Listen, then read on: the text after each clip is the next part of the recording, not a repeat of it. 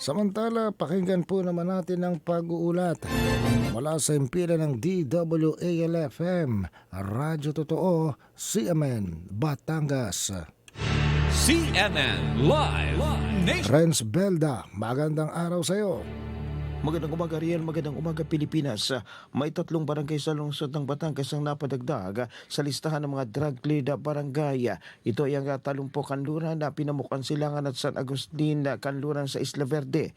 Ito ang inanunsyo ni Police Lieutenant Sharon Ama ng Batangas Component City Police Station pagkatapos ng flag ceremony ng mga kawani ng pamahalang lungsod sa People's Quadrangle. Pinangunahan ni Mayor Marby Marino ang paggagawad ng certificate sa mga opisyalis ng naturang barangay.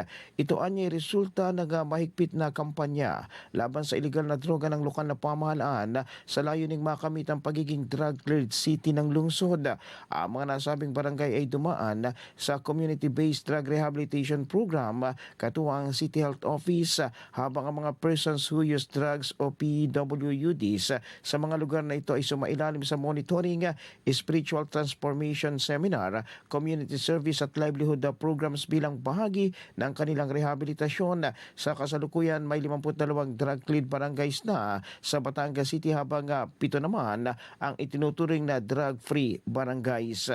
Mula sa DWALFM 95.9, ito si Renz Belda ng CMN Batangas, nagulat live para sa CMN Pilipinas. CNN Live Nationwide. Maraming salamat, Renz Belda, mula po sa impila ng DWALFM, Radyo Totoo, CMN Batangas.